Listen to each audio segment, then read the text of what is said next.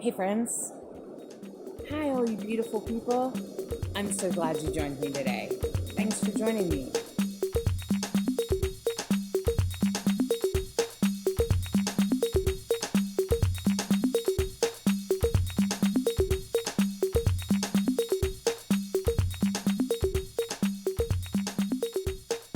So the first step to rewiring your brain is to witness it, is to observe it. I just want you to take like a day or two, or even a half a day, to pay attention to your feelings. What thoughts were you having just before that feeling? Where did that feeling come from? Where did that thought come from? Thoughts are an interesting thing because if you pay attention, you'll notice that your thoughts lead to feelings. That's what creates, like, right now, mass panic. The thought is, oh my God, what if I get the virus? What if my son gets the virus? And then the next thing you know, they're afraid to die. They're afraid their loved ones are going to die. And they've bought enough hand sanitizer for 6 years. And maybe you haven't gone to that extreme, but maybe you've gone to some other extremes. Maybe you've pushed people out of your life. Maybe you've isolated yourself. Maybe you've cut. Maybe you've felt suicidal. I don't know. You can share it with me down below, or you can send it privately. I do offer private counseling. And those thoughts turn into feelings. So immediately, the logic brain says, well, if I could change my thoughts, I could probably change my feelings, eh? Well, that's easier said than done.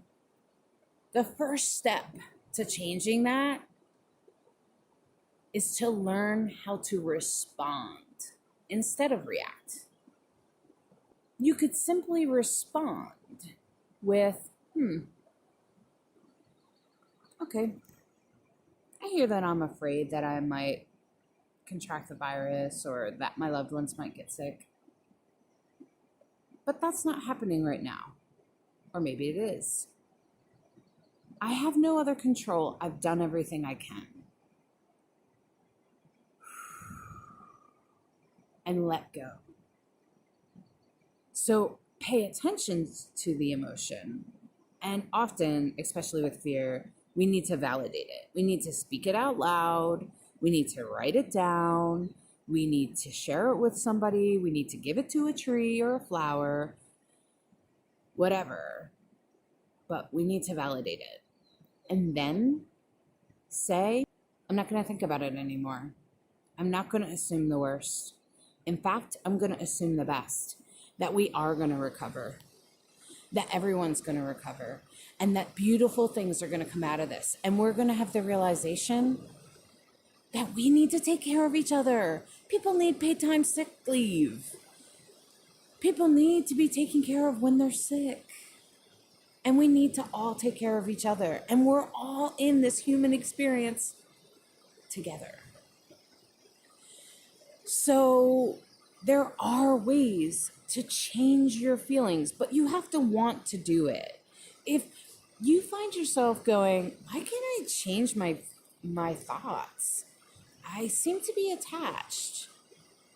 Take a moment to search in yourself and ask yourself, what am I getting out of feeling like crap? Being fearful, being ashamed. What am I getting out of it? Is that really what I want in life? Do I want to live my life in fear? I know that I've lived the early part of my life in fear, and I refuse to live any more of my life in fear. My mother raised me in fear. I was afraid every day of my life. Every day I was afraid my father was going to die, who did eventually die. Every day I was afraid the neighbors were going to attack me or report me, or that I was going to be taken to a foster home, which might have been better for me anyway. it was just a daily thing. And then later, as I became an adult, I started applying those thoughts to everything else. And then eventually, I started saying, what the hell? Why am I afraid of everything? Why am I afraid of simple things like traveling or being in a public place or being in a sacred ritual? Oh, I was in a cult. So understand that one bad traumatic experience can create a ripple effect in your thought process and make you consistently think that bad things are going to happen to you, when in actuality probably won't, unless you keep focusing on them. Because whatever you focus on, you manifest. So now that we understand how thoughts, feelings, response, reaction, a reaction is, oh my God, I'm afraid. Let me go buy 100 rolls of toilet paper. The problem with that is now somebody doesn't have any toilet paper. You haven't even bothered to think beyond your own fear.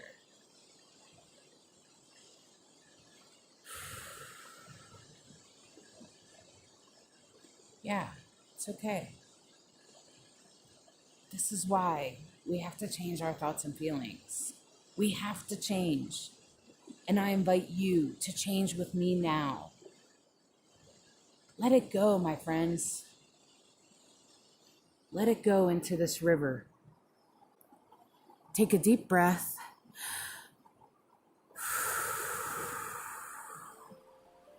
And just let it go. Let go of your fear. Say it out loud right now to me now. Your brain will hear you say it out loud. And now tell your brain, no more. We're done. Let go of fear. Let it go. Change your thought immediately. Now, as the water flows and takes your fear away, pull from the beautiful things that are nature all around us. Trees, rocks, cactuses, whatever it may be. Sit on the ground. Even if you're in a house, sit on the floor. Sit down. Close your eyes. And I know it's hard. Your brain will wander a million times. Guess what? So does the Dalai Lama. Doesn't make you bad at meditation. There's no such thing. Instead,